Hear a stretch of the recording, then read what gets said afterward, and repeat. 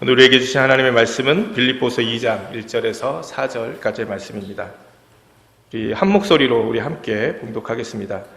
그러므로 그리스도 안에 무슨 권면이나 사랑의 무슨 위로나 성령의 무슨 교제나 긍휼이나 자비가 있거든 마음을 같이하여 같은 사랑을 가지고 뜻을 합하며 한 마음을 품어 아무 일에든지 다툼이나 허영으로 하지 말고 오직 겸손한 마음으로 각각 자기보다 남을 낮게 여기고 각각 자기를 돌아볼 뿐더러 또한 각각 다른 사람들의 일을 돌아보아 나의 기쁨을 충만케 하라. 아멘. 우리에게 주신 하나님의 말씀입니다. 우리가 빌립보서의 말씀을 통해서 참된 기쁨과 평안의 삶에 대해서 지난주부터 말씀을 함께 나누고 있습니다. 지난주에는 우리 안에 선하신 일, 착하신 일을 시작하신 그 하나님께서 우리의 마지막 날까지 우리의 삶의 모든 것들을 이루신다는 그런 말씀으로 함께 은혜를 나눴습니다. 오늘은 우리 2장의 말씀을 통해서 함께 은혜 나누고자 합니다. 특별히 오늘은 우리가 행복하고 기쁜 교회의 삶이 되기 위해서 우리가 어떻게 해야 되는지 오늘 말씀을 중심으로 함께 은혜를 나누고자 합니다. 성경에서 우리에게 이야기하는 교회에 중요한 4가지 본질이 있습니다. 이게 헬라어로 케리그마, 복음이 선포되는 것, 그 다음에 디아코니아, 섬김, 그리고 디다케, 이거는 교육을 이야기합니다. 그리고 마지막이 코이노니아, 교제라고 번역이 되는 이 코이노니아의 모습입니다. 특별히 4가지 모습이 균형 있고 건강 있게 이루어질 때 주님이 기뻐하시는 교회가 될 수 있고 또 우리도 기쁜 모습으로 우리가 함께 믿음 생활을 할 수 있는 것이죠. 특별히 오늘 우리가 함께 읽은 빌립보서 2장 1절에서 4절의 말씀은 이 4가지 교회 본질 가운데서 코이노니아, 즉 성도의 진정한 교제에 대한 말씀입니다. 사실 코이노니아가 이 교회의 중요한 본질 중에 하나임을 사실은 좀 우리가 많이 간과하는 것 같아요. 어떤 분들은 너무 교회 안에서 교제를 강조하니까 그것을 잘못된 것처럼 생각하시는 분들이 있는 것 같아요. 그래서 아주 그냥 믿음이 뭐라고 표현해야 될까요? 아무튼 이렇게 굳건하신 분들은 교회가 놀러 오는 거냐, 교회 안에서 자기들끼리만 좋아하면서 사는 것이 옳은 거냐, 뭐 이러면서 교회 안에서 교제를 좀 강조를 하면 그것에 대해서 불편함을 느끼시는 분들이 계십니다. 그래서 왠지 교회에서 예배드리고 복음을 증거하고 봉사를 하고 교육을 하고 훈련을 하고 이런 것들은 굉장히 참 중요하고 거룩해 보이는데 성도의 교제와 사랑을 나누는 일에는 별로 이렇게 관심이 없는 분들도 계신 것 같아요. 근데 이와 또 정반대의 분들도 계십니다. 그냥 말 그대로 교회 놀러 오시는 분들도 많이 있어요. 친구들 만나서 오랜만에 만나서 같이 이야기 나누고 또 예배 시간에 하나님 말씀보다는 다른 친구들의 말이 참 더 중요하고 한 주간 살았던 힘들고 어려웠던 이야기 다 풀어놓고 그냥 시원한 마음으로 집으로 돌아가시는, 그래서 말 그대로 이 교제만 하고 돌아가시는 분들도 계십니다. 물론 우리 교회는 이런 분이 없기 때문에 제가 이렇게 당당하게 이야기하고 있는 겁니다. 근데 사실 이 2가지 모습은 다 이 코이노니아라는 이 본질에 좀 잘못된 오해입니다. 사실 성경에서 말하는 코이노니아가요, 단순한 인간적인 친교나 교제를 의미하는 것이 아니기 때문이죠. 이 코이노니아, 교제, 성도의 교제는요, 먼저 우리 중심에 예수님의 마음과 생각과 사랑과 뜻을 가지고 서로를 향해 좀 구체적인 사랑과 관심을 나누는 것, 섬기는 것, 이게 사실은 코이노니아의 모습이에요. 그래서 오늘 제가 설교의 제목을 오늘 본문의 내용에 맞춰서 같은 마음, 같은 사랑, 같은 뜻 이렇게 정했습니다. 도대체 누구의 마음과 누구의 사랑과 누구의 뜻을 가지고 우리가 하나가 돼야 됩니까? 목사의 마음도 아니고요. 어떤 교인의 마음도 아니에요. 내 마음도 아닙니다. 중요한 거는 예수님의 마음, 예수님의 사랑, 예수님의 뜻, 그것을 가지고 온전히 우리가 하나가 되어져서 함께 교제하는 것, 이것이 진정한 코이노니아의 모습이라는 거예요. 그래서 데이비드 옥스버그라는 이 성교학 교수님은요, 이 코이노니아를 이렇게까지 표현을 합니다. 성경에서 사랑을 뜻하는 가장 고상한 단어는 아가페가 아니라 코이노니아이다. 코이노니아는 친밀한 사랑의 관계를 바탕으로 공동체 안에서 서로를 돌보며 헌신하는 삶을 의미한다. 같은 길, 예수님의 길을 걸어가는 신앙의 동력끼리 나누는 사랑의 교제가 코이노니아다. 코이노니아의 관계는 단순한 동료 의식이 아니라 늘 한결같은 태도로 서로를 향해 헌신하는 것을 말한다. 코이노니아의 삶은 사랑으로 돌보는 공동체 안에서 서로 관계를 맺고 사는 삶이다. 요즘 한국에는 종종 말씀드리지만 가나안 교회가 가장 부흥한다고 그러죠. 이게 가나안 교회가 뭡니까? 교회 안 나가시는 분들 안 나가. 가나안 교인들 교회 안 나가. 교회의 모습이 너무 마음에 안 드는 거예요. 사람들의 모습이 마음에 안 드는 거예요. 그래서 그냥 나 홀로 교회를 하는 겁니다. 나 홀로. 그냥 집에서 인터넷으로 예배드리고 자신이 좋아하는 말씀 골라서 듣고 자기가 좋아하는 찬양 골라서 듣고 그러면서 자기는 그래도 예수님을 믿는 사람이라고 스스로 고백을 해요. 그런 분들은 참 전도도 쉽지 않습니다. 교회를 모셔오기가 쉽지 않아요. 이미 자신은 충분히 하나님께 예배하고 은혜 받고 있다고 생각하기 때문이에요. 그런데 제가 교회의 본질에 대해서 말씀드린 것처럼 이 교회의 본질의 네 가지의 모습, 특별히 코이노니아의 모습이 빠져 있다면 그건 역시 온전한 교회의 모습이 아니라는 거예요. 예수님도 제자들 향해 이렇게 말씀하시죠. 새 계명을 너희에게 주노니 서로 사랑하라. 내가 너희를 사랑한 것 같이 너희도 서로 사랑하라. 너희가 서로 사랑하며 이로써 모든 사람이 너희가 내 제자인 줄 알리라. 우리가 세상 속에서 우리가 예수님 믿는 사람이라는 것, 내가 예수님의 제자가 됐다는 것을 무엇으로 보여줄 수 있겠습니까? 예수님은 먼저 서로 사랑하라는 거예요. 이 서로는 누굽니까? 교회 안에 믿음의 공동체들이에요. 제자들이에요. 우리가 밖에 세상에 나가서 이웃을 사랑하는 것도 너무너무 중요하지만 먼저 우리 안에 서로 사랑하는 그 모습이 있을 때 세상의 사람들은 우리가 예수님의 사람들인 것을, 예수님의 제자인 것을 알게 될 것이다 말씀하고 있는 거죠. 그렇기 때문에 너무 가벼운 인간적인 만남이 성경적인 코이노니아나 교제가 아닙니다. 정말 우리가 하나님 안에서, 주님 안에서 이렇게 귀한 사랑의 교제를 나눌 때 주님의 몸된 교회는 더욱 든든히 세워지고 또 귀한 기쁨이 된다고 오늘 성경은 이야기하고 있습니다. 특별히 여러분, 우리 교회가 얼마나 참 중요합니까? 우리는 교회 안에서 평생을 서로 의지하고 도우며 함께 주님 나라 갈 때까지 함께 살아갈 수 있는, 기도해 줄 수 있는 믿음의 동역자, 믿음의 귀한 친구들을 만나는 겁니다. 정말 축복된 일은 교회 안에서 이런 귀한 믿음의 사람들을 만나는 일이라고 저는 믿습니다. 제가 이제 지금까지 목회하면서 좀 우리 주례할 기회가 종종 있었습니다. 그때마다 제가 꼭 주례할 때 그 말씀을 전하는 것이요. 저도 한 20년 정도 결혼 생활을 했는데요. 그것을 바탕으로 뭐 행복한 이야기, 너무 기쁜 이야기, 뭐 이렇게 나눌 게 별로 없어서 사실은 말씀을 통해서 꼭 이렇게 이야기해요. 두 사람이 달라도 너무 다르다. 다른 사람들이 만나는 거잖아요. 그래서 이렇게 이야기합니다. 둘은 절대로 하나 될 수 없다. 우리 부부가 하나 되는 모습으로 우리가 결혼을 하는 건데 둘은 절대로 하나가 될 수 없어요. 그래서 하나 되는 방법이 있어요. 하나 되는 방법. 둘 사이에 예수님이 있어야 하나 된다. 사실 우리는 서로 평행선 같은 존재인 것 같아요. 우리 교인들도 마찬가지예요, 여러분. 우리가 맨날 하나 되자 그러는데요. 사실 하나 되기 너무 어렵습니다. 집에서도 하나가 안 되는데 가장 가까운 내 남편, 내 아내와도 하나가 되기 어려운데 어떻게 교회에서 성도들끼리 하나 될 수 있겠습니까? 하나 되기 너무 어려워요. 그런데 성경은 우리가 하나 될 수 있는 한 가지 방법을 제시해 주셨어요. 그거는 우리가 한 곳을 바라보며 나가는 거예요. 이게 우리가 서로를 바라보면 평행선과 같지만요. 이게 점 하나를 찍고 그 점을 향해서 이렇게 가다 보면요. 언젠가는 만나지게 되지 않겠습니까? 그죠? 근데 우리가 향해야 될 점이 누구실까요? 그게 바로 예수님이에요. 예수님의 마음, 예수님의 생각, 예수님을 중심에 두고 어떻게 해서든 예수님을 닮아가려고 가다 보면 서로 닮아지는 모습을 참 보게 돼요. 이 교인들도 마찬가지죠. 교회도요. 우리 중심에, 교회 중심에 예수님이 있으면요. 어렵고 힘든 일들은 분명히 있겠지만 그러나 어느 순간 만나져요.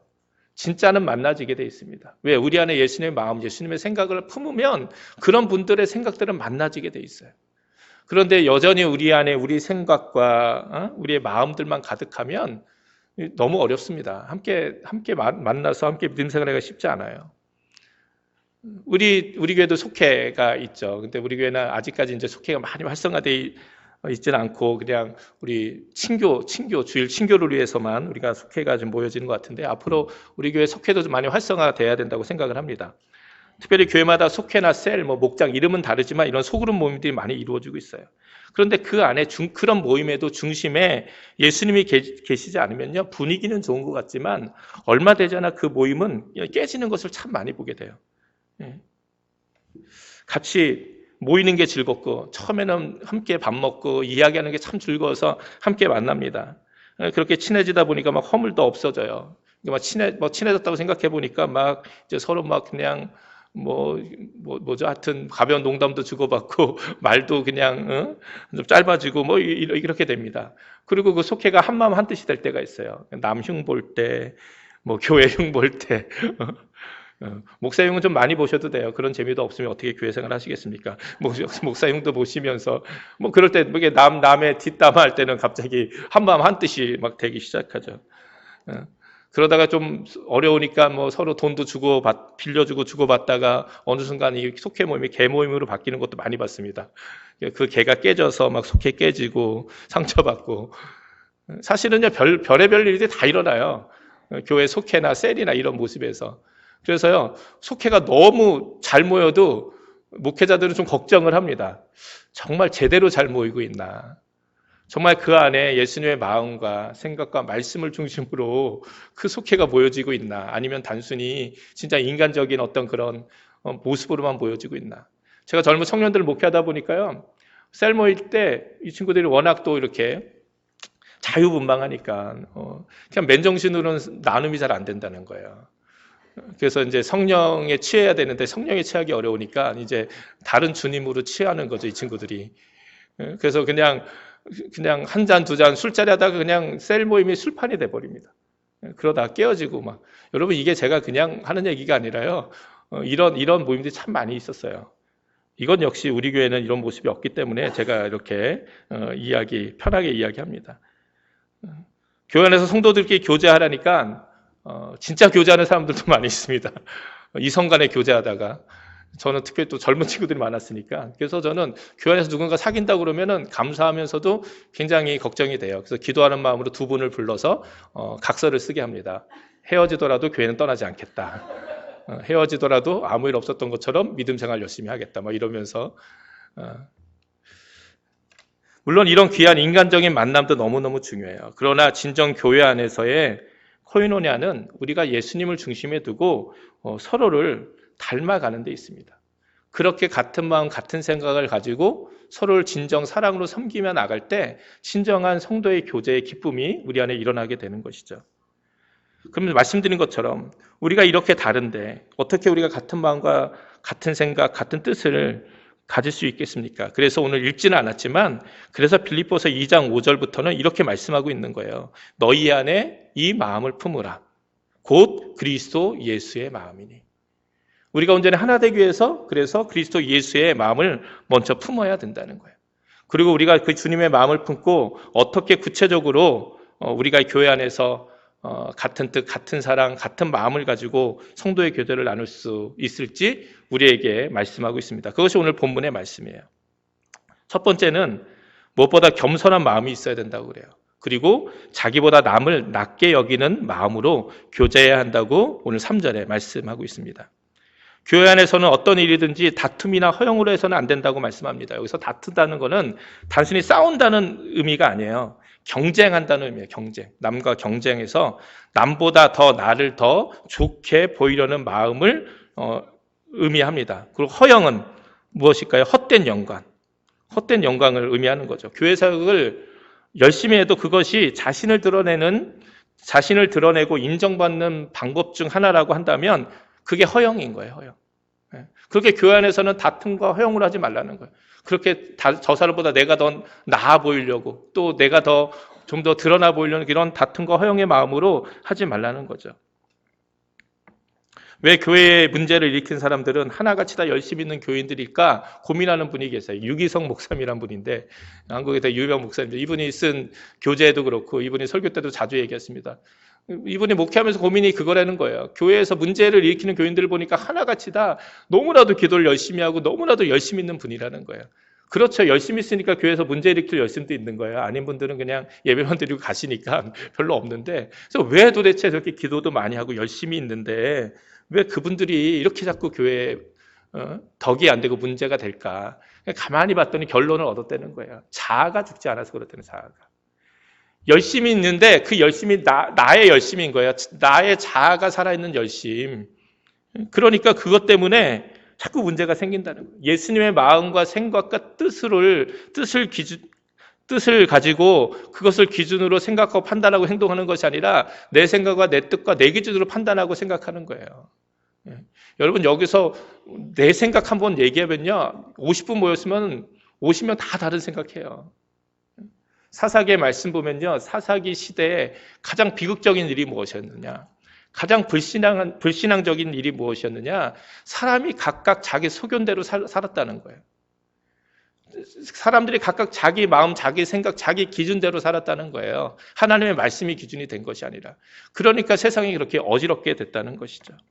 우리 교회 안에도 마찬가지입니다. 그 누구의 생각과 뜻이 아니라 말씀드린 것처럼 주님의 생각과 사랑과 그 뜻을 가지고 살아가야 된다는 거예요. 우리의 자아를 죽여야 된다는 거죠. 그리고 교회 안에서 서로를 향한 존중이 필요하다고 오늘 성경이 기록하고 있죠. 각각 자기보다, 겸손한 마음으로 각각 자기보다 남을 낮게 여겨라. 발음을 잘해야 돼요. 발음이 똑같은 것 같아요. 남을 더 좋게 여긴다, 낮게 여긴다 하는 거하고 나보다 더 낮게 여긴다 하는 거, 이 발음이 똑같나요? 제가 좀 발음이 좀 이상한가요? 낮게 여긴다, 낮게 여긴다 똑같네요. 조심해야 돼요.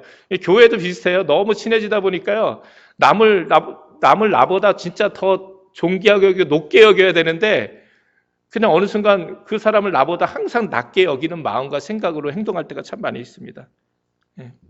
여러분, 그래서 친할수록 사실은 조심해야 돼요. 친할수록.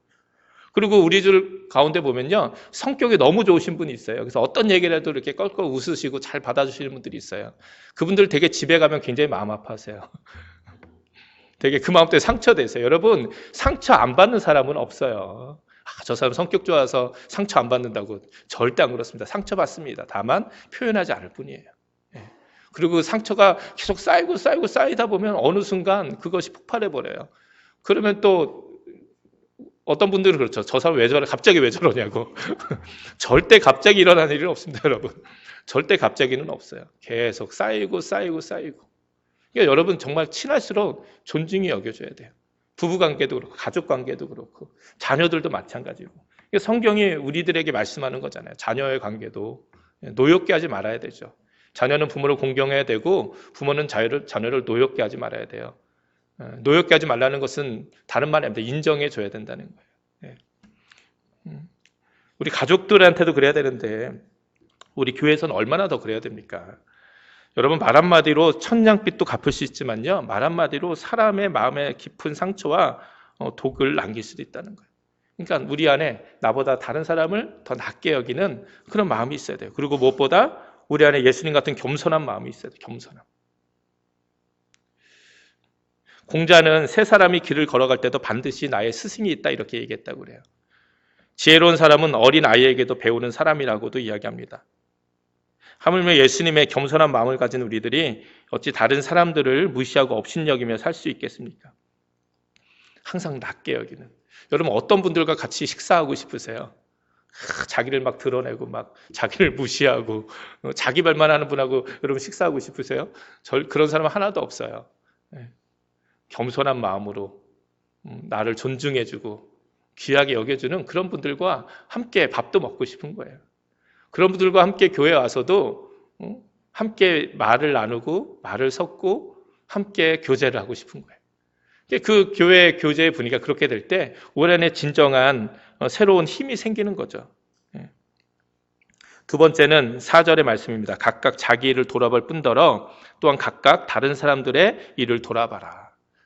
그래서 나의 기쁨을 충만케 하라. 사도 바울뿐만 아니라 주님의 마음을 충만케 하라는 거예요. 진정한 교제는 말로만 끝나는 것이 아니라는 거예요. 진실한 삶의 행동으로 연결돼야 된다는 거죠. 자기를 또 돌아볼 뿐더러 다른 사람의 일도 돌아봐라. 나의 짐을 질 뿐만 아니라 다른 사람의 짐도 져줘야 된다는 거죠. 그래서 여러분 무엇보다 교회는요 책임적인 장소가 돼요. 책임적인.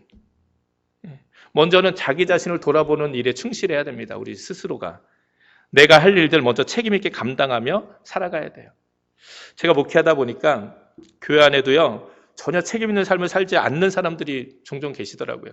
예전에 제가 목회할 때 교회에 있는데 갑자기 전화가 한 통이 오는 거예요. 그랬더니 거기가 어디 교회죠? 맞습니다. 그랬더니 그냥 이렇게 자기가 전화번호부 이렇게 찾아서 전화를 했다고. 그래서 사정을 들어보니까요. 딱 참 탔게요. 안 됐어요. 타주에서 왔는데 직장을 구해서 왔는데 그 직장을 갔더니 직장에서 취업이 안 된 거예요. 안 됐다고 이야기를 하더라고요. 그래서 가지고 온 돈으로 어디 머물 곳이 없어서 찜질방에서 며칠 있다가 이제 그 돈도 다 떨어지니까 이제 이렇게 그 할인 주소록 찾아가지고 교회 전화를 하기 시작한 것 같아요. 그래서 저희 교회만 전화한 게 아니라 여러 개 전화한 것 같습니다. 근데 저희 교회, 제가 섬겼던 교회가 가나다 순서에서 좀 빨라서 빨리 연락이 왔던 것 같아요. 그래서 제가 들었는데 너무 사정이 딱해요. 그래서 일단 교회로 데리고 가서 교회를 데리고 왔습니다. 같이 식사를 하고 좀 상황을 들어봤더니 뭐 딱한 사정이에요. 그래서 교회 조금 공간이 돼서 교회에서 당분간 머물면서 뭐 이렇게 함께 있기로 했죠. 근데 처음에 말과는 다르게 이분이 너무나도 이게 자신의 삶에 대한 책임이 없는 거예요. 뭐 책임 있게 뭔가 살려고 하는 의지들이 별로 안 보이는 거예요. 근데 이제 교회 청년들이 착하고 마음이 좋으니까 어떻게 해서든 도우려고 많이 몇 달을 함께 그렇게 했는데 결국은 안 되더라고요. 결국은 이제 그런 분일수록 또 교회를 나갈 때는요, 또 곱게 잘 안 나가시더라고요.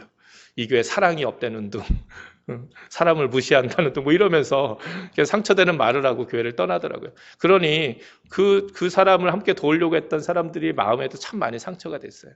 그때 저도 깨달은 게 있어요. 아, 무조건 돕는 게 좋은 게 아니구나. 본인 스스로 일어서려고 하는 마음이 없는 사람에게 그렇게 교회가 한 마음이 돼서 돕는데도 그게 잘 안 되더라고요. 먼저 자신의 일을 좀 책임 있게 돌보며 사는 것이 참 중요해요. 그럼에도 불구하고요, 그렇게 열심히 살아가도, 최선을 다해 살아도요, 어려울 때가 있죠. 감당 못할 어려움이 올 때가 있잖아요. 그럴 때 우리가 다른 사람의 짐도 져주고 돌아봐야 된다고 성경은 이야기하고 있는 거예요. 여러분, 무조건적인 사랑은 하나님이 우리에게 주시는 사랑이에요.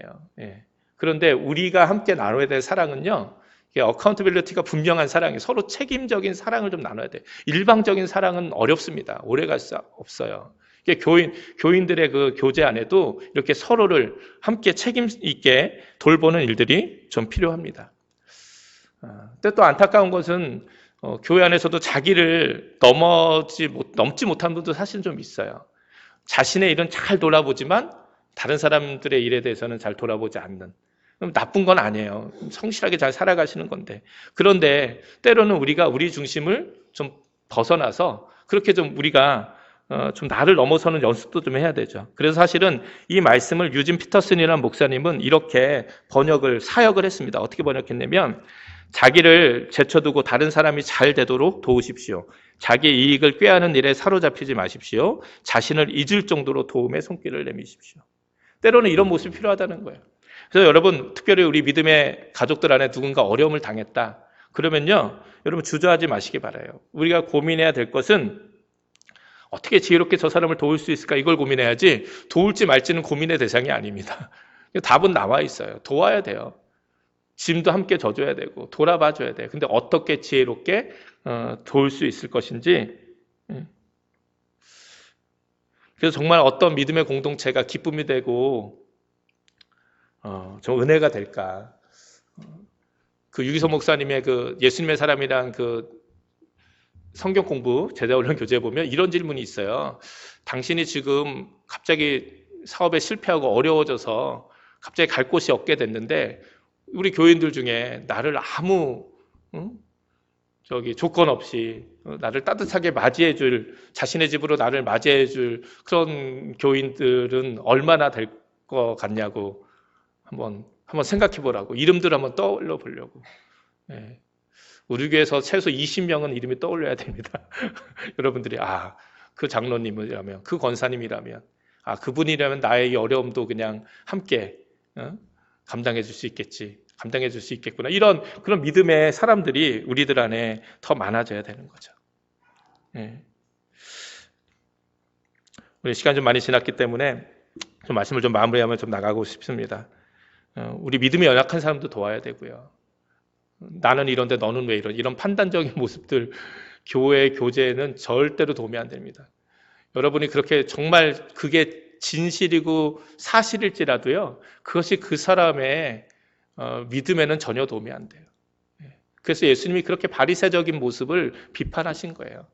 바리새적인 모습으로 남을 판단하고 비판하고 자기의 기준으로 믿음이 연약한 사람을 다구치면요, 그것이 그 사람에게 생명이 되는 게 아니라 독이 되는 거예요. 오히려 그냥 빨리 교회 나가라. 빨리 너는 이 예수님을 믿는 그런 자격이 별로 안 되니까 빨리 그냥 떠나라. 이런 말밖에 안 된다는 거예요. 그래서 바울이 뭐라고 이야기합니까? 바울은요, 헬라인에게는 헬라인처럼, 유대인에게는 유대인처럼. 한마디로 얘기하면 박쥐 같은 삶이에요. 헬라인에게는 헬라인처럼 같이, 유대인은 유대인에게처럼. 바울은 자신이 제사 드린 고기를 먹어도요, 전혀 믿음에 문제가 되지 않아요. 그죠? 그런데 그것 때문에 시험 드는 사람 있잖아요. 믿음이 연약한 사람이 있잖아요. 그래서 그 사람을 향해서 너 왜 믿음이 약하냐, 그냥 먹어. 이렇게 이야기하지 않았어요. 그 사람이 상처된다면 바울이 자신의 권리를 포기해요. 그 사람이 준비될 때까지. 그래서 연약한 믿음의 사람들을 돌보는 그런 일들이 교회 안에 있어야 된다는 거예요. 이게 진정한 믿음 안의 교제라는 것이죠. 특별히 우리는 교회 안에서 더 나아가서 누군가의 실수도 함께 책임져야 돼요, 여러분. 여러분, 교회에 큰 부흥이 있었다면 그것은 한두 사람의 잘남 때문이 아니에요. 목사가 잘나서 그런 것도 아니고 교인들이 한두 사람 때문이 아니라 하나님의 은혜가 있고 모든 성도들이 합심했기 때문에 교회 부흥에 놀라운 은혜가 있는 거예요. 똑같이 마찬가지로 누군가 잘못했으면요, 교회에 문제가 있으면 그거는 누구 한 사람 잘못 때문이 아니에요. 누구 한 사람 잘못 때문이 아니에요. 그래서 여러분, 우리는 영광도 같이 받아야 되지만 책임도 고난도 함께 받아야 돼요. 예수님과 함께 영광도 받아야지 예수님과 고난을 받는 것처럼 교회도 마찬가지. 그게 온전히 하나의 모습이 돼야 된다는 거죠. 그래서 혹시라도 여러분, 교회 안에서 누군가 실수가 보인다면요, 그걸 나의 문제라 생각하고 기도하고 권면해 주는 우리 교회가 됐으면 좋겠어요. 누구 한 사람의 잘못이 막 더 부풀려지고 막 더 거기에 뭐 소설이 씌워지고. 여러분, 교회를 떠나는 사람들 가운데요, 하나님은 안 계신 것 같다 그래서 교회를 떠나는 분은 1000명, 10,000명 중에 한 명이에요. 대부분 교회를 떠나시는 이유가 뭡니까? 말 때문에 상처받고 사람들이 이것 때문에 상처받아 교회를 떠나는 거지. 그러니까 정말 우리가 어떻게 살아야 될지 정말 다시 한번 오늘 말씀을 통해서 함께 생각했으면 좋겠어요. 죄송합니다. 기쁨에 대한 이야기를 하자고 그러고서 이렇게 굉장히 어두운 얘기만 하는데, 우리가 기쁜 믿음 생활을 하기 위해서 우리가 정말 먼저 생각해야 될 부분들인 것 같아요. 정말 겸손한 마음으로 남을 언제나 나보다 낮게 여기고, 그리고 나의 일을 돌아볼 뿐더러 다른 사람들의 일도 돌아볼 수 있는, 그것이 세상적인 일이든 믿음의 일이든 신앙적인 일이든 함께 돌보는 우리의 귀한 믿음이 있기를 주님으로 축원을 드립니다.